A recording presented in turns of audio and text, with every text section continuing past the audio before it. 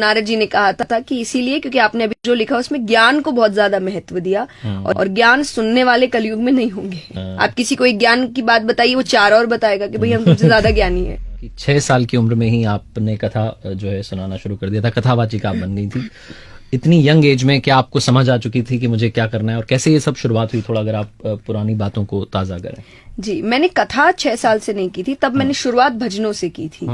लेकिन to be very honest मुझे नहीं पता था ये। मुझे ऐसा लगता है मेरी जिंदगी कहते हैं ना लिखी हुई आई है, डेस्टिन्ड है। मुझे अच्छा लगा जब मैंने शुरुआत करी, या मतलब कीर्तनों में जाना, या आपके जो इन्वायरमेंट हमेशा से घर में स्पिरिचुअल रिलीजियस रहा, भजनों से रहा। हनुमान चालीसा हम रोज करते थे, मुझे भगवान की कहानियां बताई जाती थी, तो एक बहुत ज्यादा क्यूरियोसिटी, जिज्ञासा मेरे मन में थी भगवान को लेकर।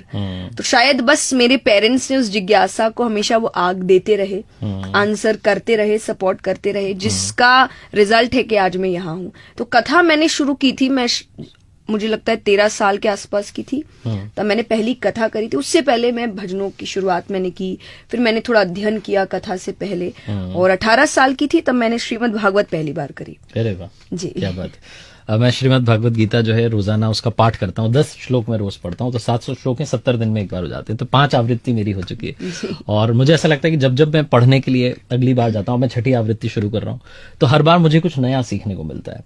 बहुत सारे लोगों का ये कहना है कि हमें कुछ ना कुछ नए जो है आर्टिकल्स पढ़ने चाहिए, बहुत कुछ नया है दुनिया में सीखने के लिए, लेकिन मुझे लगता है कि हमें सबसे पहले अपने शास्त्र पढ़ने चाहिए। तो मैं आपसे जानना चाहता हूँ कि शास्त्र पढ़ना आपकी अगर आप वाणी में बताएं क्यों आवश्यक है आज के युवाओं को भी, और हर पीढ़ी के अगर हम लोगों की बात करें? क्योंकि उसमें सब कुछ है, और ये मैं आपको एक्सपीरियंस करके बता रही हूँ कि शुरुआत में मेरे भी बहुत क्वेश्चंस होते थे।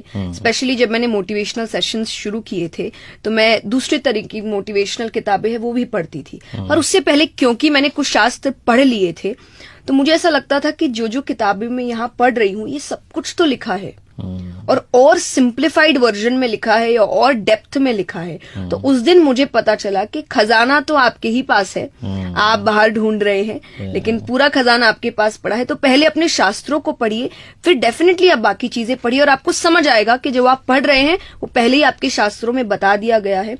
और धर्म, देखिए मुझे ऐसा लगता है कि धर्म पूजा पाठ नहीं है। आपके स्क्रिप्चर्स आपको पूजा पाठ कैसे करना है वो ज्यादातर नहीं बताते, जीवन कैसे जीना है समझाते हैं। गीता जी में भी यही बताया गया है कि लाइफ कैसे जीना है, माइंडसेट कैसा होना चाहिए। तो एक्चुअली शास्त्र आपको जीवन जीना सिखाते हैं।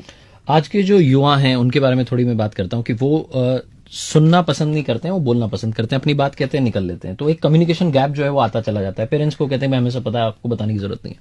ये जो कम्युनिकेशन गैप आ रहा है, इसको आप कैसे समझते हैं कि फिल हो सकता है? ये तो देखिए हमारे शास्त्रों में लिखा गया है कि कलयुग में, जैसे आपने बात की, श्रीमद् भागवत एक पुराण है और श्रीमद् भगवत गीता। हाँ।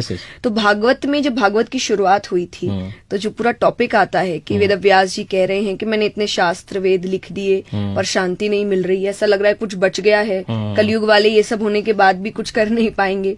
तो नारद जी ने कहा था कि इसीलिए क्योंकि आपने अभी तक जो लिखा उसमें ज्ञान को बहुत ज्यादा महत्व दिया, और ज्ञान सुनने वाले कलयुग में नहीं होंगे। तो ये एक्चुअली एक टॉपिक है, सुनना बंद हो जाएगा कलयुग में, कि लोग ज्ञान नहीं लेना चाहते। आप किसी को एक ज्ञान की बात बताइए, वो 4 और बताएगा कि भाई हम तुमसे ज्यादा ज्ञानी है। तो ये खत्म हो रहा है, तो ये तो लिखा ही गया है कि ऐसा होगा। पर इसीलिए कोशिश की गई है श्रीमद् भागवत को कहानियों से समझाने की, कि आप उनको कुछ कहानियां इंटरेस्टिंग बनाइए। तो पेरेंट्स से भी यही कोशिश रहती है कि आप बच्चों को, अब वो समय गया कि आप ये बोल सके कि ये नहीं करना और वो मान जाएगा। उसको एक लॉजिकल रीजन चाहिए कि क्यों नहीं करना, मुझे बताओ। और कई बार वो नहीं होता पेरेंट्स के पास, कि कई पेरेंट्स ही खुद है जिन्होंने शास्त्र नहीं पढ़े हैं। तो बच्चे जब अपनी जिज्ञासा लेकर भी आते हैं तो आपके पास वो आंसर नहीं है, तो अब बच्चे ने सुनना बंद कर दिया कि मुझे लॉजिकल आंसर तो मिल नहीं रहा, बस मुझे बताया जा रहा है ये नहीं करना, वो नहीं करना, ऐसा नहीं करना, वैसा नहीं करना। तो उसने सुनना बंद कर दिया है। तो शायद मुझे ऐसा लगता है आज का यूथ जिज्ञासु है, वो जानना चाहता है चीजें, पर उसको मिल नहीं रहा जवाब। तो अब उसने शायद वो दरवाजा बंद कर दिया है। तो कोशिश करिए रीजनिंग देकर वो दरवाजा जिज्ञासा का फिर खोलिए।